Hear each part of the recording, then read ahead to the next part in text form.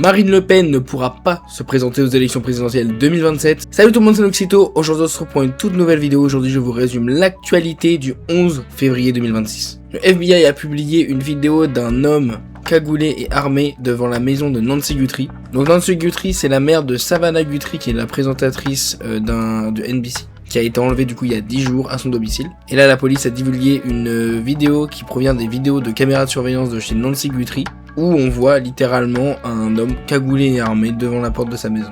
Je vous mets les images directement pour que vous voyez de quoi je parle. Je crois qu'on n'a toujours pas de nouvelles de Nancy Guthrie, mais on espère qu'on va la retrouver dans pas longtemps. Information plutôt drôle, 761 719 chasses d'eau ont été tirées au même moment aux États-Unis après le show de Bad Bunny au Super Bowl. En fait, on a pu voir la consommation d'eau des États-Unis baisser complètement pendant la mi-temps du Super Bowl. Et 15 minutes après, il y a eu une hausse brutale de l'utilisation d'eau par rapport aux chasses d'eau. Bah oui, parce que tout le monde était devant le Super Bowl, tout le monde était devant le show de Bad Bunny et tout le monde a attendu la fin de son show pour aller aux toilettes. Ouais, je sais, l'information elle est pertinente. On a eu aussi Emmanuel Grégoire, qui est donc candidat à la mairie de Paris. Il a confondu Jack Lang et Jeffrey Epstein en disant « Il était ministre quand j'étais à la crèche ». Voilà, donc je vous mets tout de suite l'extrait de l'interview en question. Je le connaissais pas très bien, mais c'est une personnalité évidemment de la vie politique, pas de ma génération. Il était ministre quand j'étais à la crèche. Pardon, il y a un petit, oui, voilà, on parle pas de Jack Lang. Je vous demandais si vous aviez déjà croisé, lors de ses nombreux séjours à Paris, Jeffrey Epstein.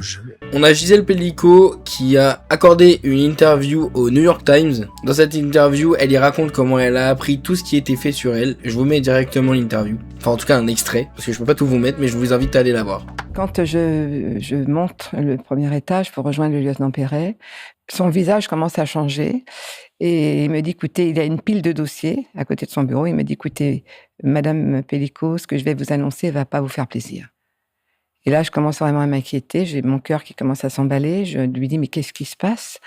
Et il me dit, voyez là, la pile qui est là. Et il commence à ouvrir une chemise. Et là, il commence à me montrer une photo. On a un intérimaire de 19 ans qui a été placé en garde à vue car il a été soupçonné en train d'utiliser des lunettes qui filment dans la chaîne d'assemblage des Rafales à Cergy, donc chez Dassault. Donc du coup, ça pourrait être une atteinte aux intérêts fondamentaux de la nation. Et donc actuellement, la DGSI est en train de vérifier si c'était bien un cas d'espionnage ou pas.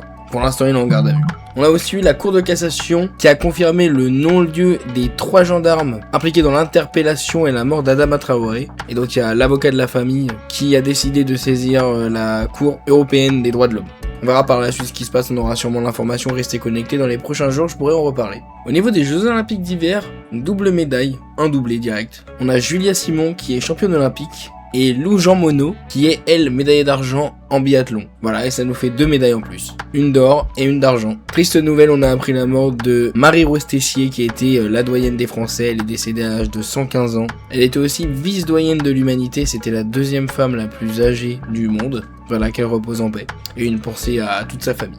Un homme de 70 ans a tué un adolescent de 19 ans essayant de le cambrioler. Donc il a été mis en examen pour meurtre et détention d'armes non autorisées. Il a été remis en liberté sous contrôle judiciaire. On a une information par rapport au verdict du procès en appel de Marine Le Pen, du Rassemblement National et de ses cadres. Donc ce procès en appel sera connu le 7 juillet 2026, donc de cette année. Faudra attendre cette date pour savoir ce qui s'est passé et les sanctions. Même si on sait déjà à peu près ce qui se passe. Donc je vous tiendrai au courant bien entendu.